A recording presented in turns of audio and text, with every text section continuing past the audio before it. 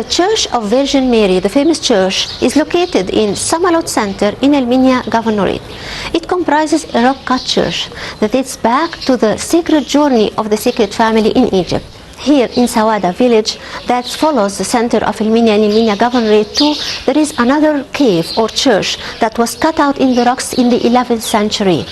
It's antique and it's important, and it's called the Church of Abahur. There is another church here that's a new one built adjacent to it, but when the visitors come to visit Elminia city, they come to visit this antique church of Abahur because of its cave and its location. The Church of Abahur was totally cut out in the rocks, but originally it was the site of an ancient Roman temple that has turned just like many other temples in Egypt, built during the Greek-Roman period, into churches after the end of the Roman persecution.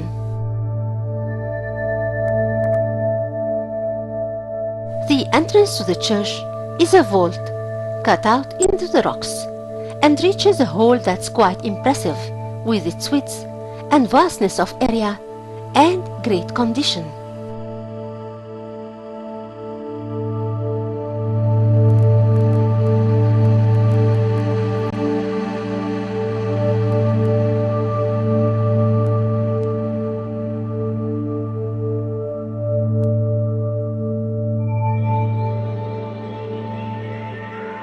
Inside, there is a vertical hall with an ancient wall and a horizontal hall intermediated by an empty square that's covered with a dome.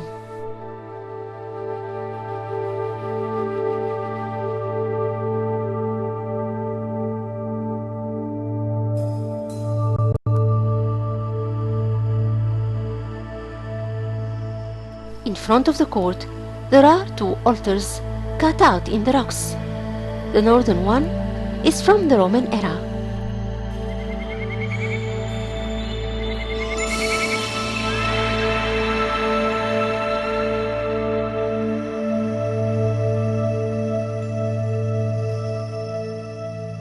There are several empty parts in the southern wall of the court. They were used as old tombs.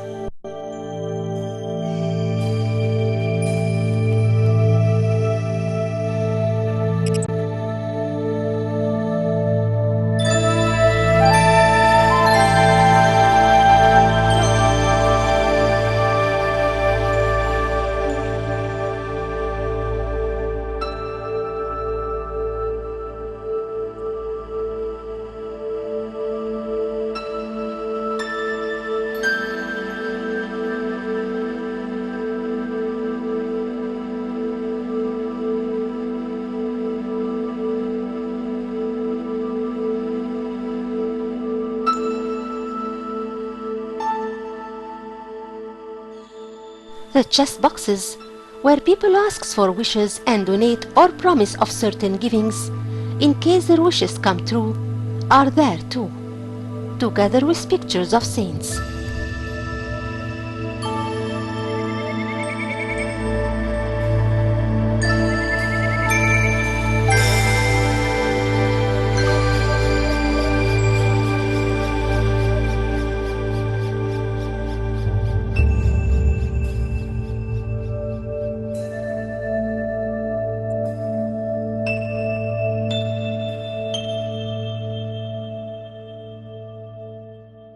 There are ancient copies of the Bible well preserved behind glass for all visitors to see, and they add sanctity and richness to the ancient cave.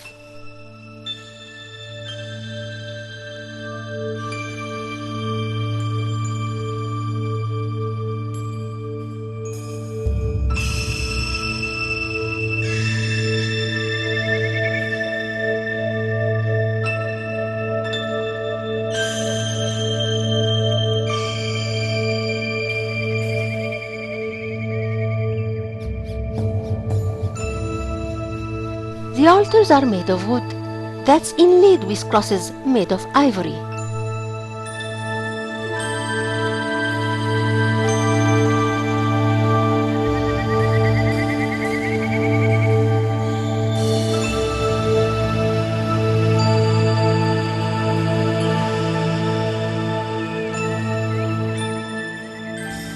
a style that prevailed in altars as well as prayer niches in the old mosques of Egypt.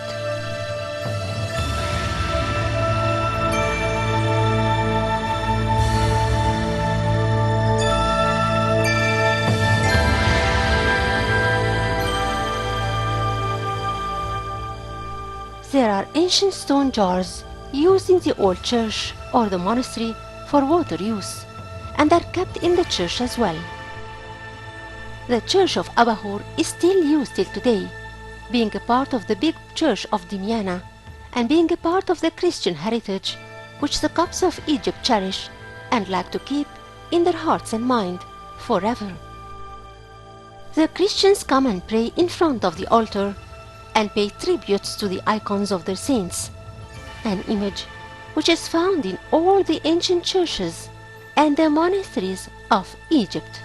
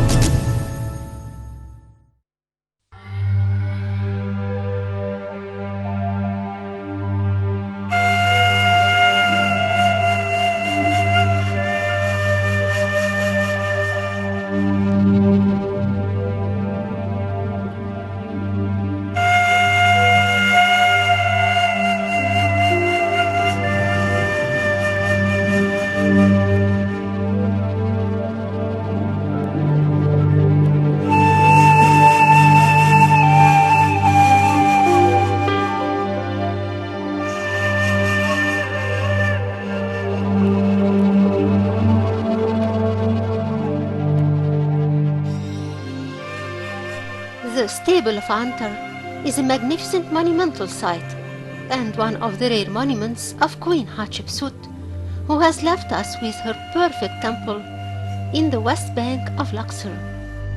Here in Ilminia Governorate and 3 kilometers south of Beni Hassan rock tombs lies a small temple consecrated by the queen to goddess Bakhet, who took the form of the cat in connection to goddess Bastet. She is also represented as a lioness to connect her to goddess Sekhmet, the goddess of war. This temple was built during the reign of Queen Hatshepsut and King Thutmose III during her reign. The temple is famous for the text inscribed on the door sill above the entrance, in which Queen Hatshepsut pointed out all the renovations and reclamations that she has done to the temple that was ruined by the Hyksos. So the Hyksos are mentioned here. Seti I constructed the part of the temple, most probably the inner part, where he inscribed 11 lines about goddess Bakhet and presented himself, offering her a statue of a monkey, which is God Tot. The vestibule used to hold 8 columns, 3 of which remained. They bear the names of King Seti I and King Thutmose III, who inscribed his name instead of the queen. There are 3 scenes in which Queen Hatshepsut is represented with goddess Bakhet.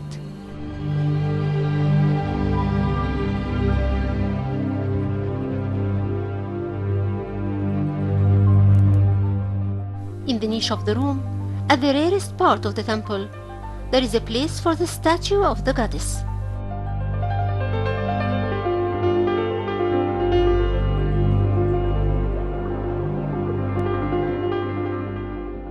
The whole area here was called the Cave of Artemis, in a relation to that Greek goddess who was compared and equated with goddess Bakhet.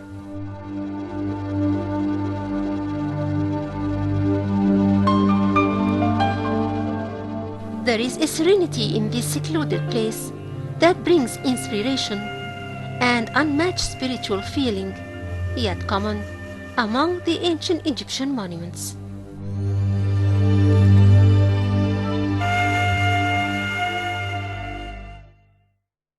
The Museum of Malawi in Elminya Governorate is divided into 3 sections. The third section is concerned with the knowledge of the ancient Egyptian, like writing, textile, and mummification. The exhibits are displayed here in a gradual stage according to the civilization of Egypt. So you start here by the Pharaonic period, you pass by the Greek-Roman period, then the Coptic period, and finally the Islamic period. Malawi Center is one of the 9 centers of Elminya Governorate that's considered the second in line after Luxor regarding the number of monumental sites and their importance in Egypt. Malawi Center lies 45 kilometers south of Elminya city and is highly regarded as one of the important monumental sites in Egypt, for it was the stage of the Pharaonic and Greek and Roman civilizations, and in it our ancestors left us monuments across ages in the area of El Ashmonin and Tun al-Jabal. In 1962, the foundation of Malawi Museum was constructed, and the museum was inaugurated in 1963.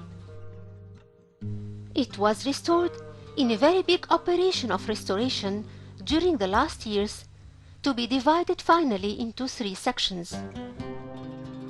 These sections house the monuments that were discovered in El Ashmonin and Tun al-Jabal, and they are Greek-Roman monuments, in addition to the monuments of Mir.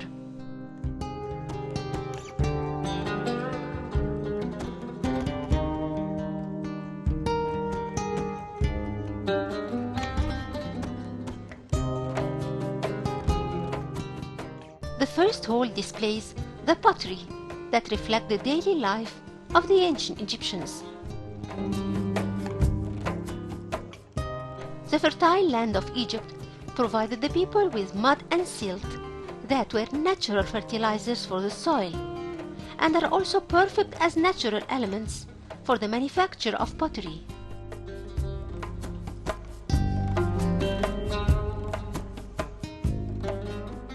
Pottery is one of the sources of dating any monumental site in Egypt, for there isn't one monumental site that's barren from pot shreds, which are remainings of objects made of pottery but broken in pieces.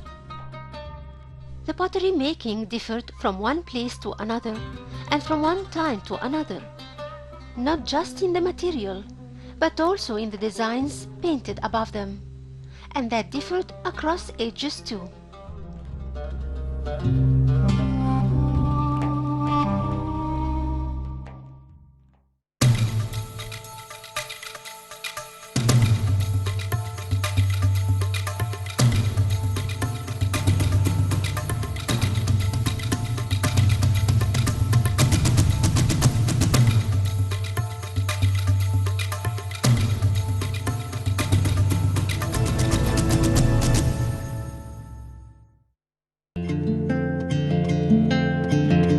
Ancient Egyptian knew agriculture and developed his lifestyle accordingly. He was immediately connected to the flood. Within that vital connection, he needed to determine the time of the beginning of each year, and hence determine and set the agricultural cycle.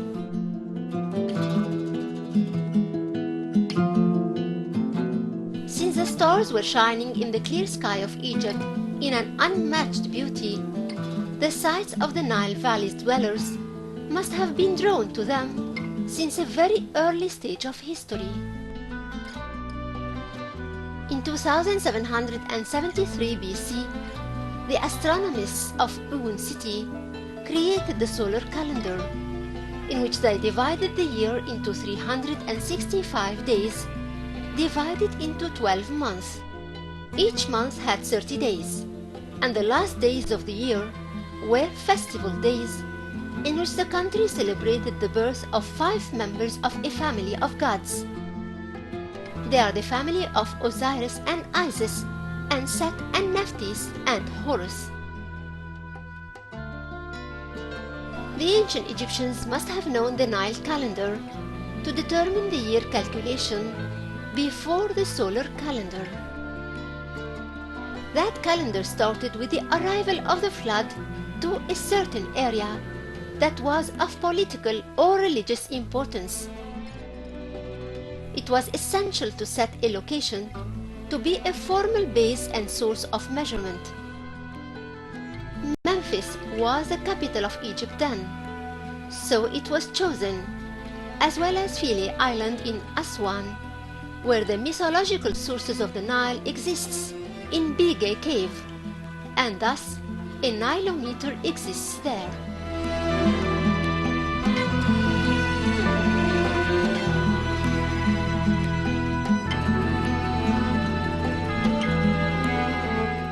Throughout the entire time of the Egyptian celebration of the flood, or the feast called the Loyalty of the Nile, they have noticed that this event was connected with a particular celestial phenomena that appeared at the dawn of the flood. A special star called El Shara El Yamaniya in Arabic and Sobdet in ancient Egyptian, and Sirius in Latin, appeared at the eastern horizon right before sunrise, and after a long disappearance that lasted 365 days. One of the most important landmarks in El Minya city, in El Minya Governorate, is the Mosque of El Sheikh El Fuli. It was named after an important sheikh here. His name is Muhammad ibn Ali ibn al-Masri, but it was given the nickname of El Sheikh El Fuli, and it was known like that since that time. It comprises the tomb of El Sheikh El Fuli inside the mosque on its southern wing. El Minya Governorate is one of 29 governorates comprised within the land of Egypt that comprises 3 cities, El Minya and Bani Suef and El Fayoum. The famous Arabian traveler Ibn Battuta described El Minya when he visited it in the 14th century by saying, "It's a very big city in area, built by the banks of the Nile, and is favored truthfully upon the cities of Upper Egypt. It has got schools and mosques of all sizes and styles. El Minya has played a prominent role in the ancient and modern history of Egypt, and paid its share of sacrifices to defend the dignity of the country against the invaders and usurpers throughout the entire history." The name of El Minya has a long and interesting history of origin. The beginning was the hieroglyphic word Minite, which is a shortcut of the full ancient name Minite Khofo, which appeared in Bani Hassan tombs inscriptions, and it means the city of the nurser of King Cheops. That name has developed into Muni in Coptic, and it meant home. Then Muslims called it Minya, and from that name came the modern name Al-Minya, after the Arabs added Al in the beginning. In the same time, it is called Minyat al-Fuli, relating to the great Islamic scholar and scientist Ahmad al-Fuli.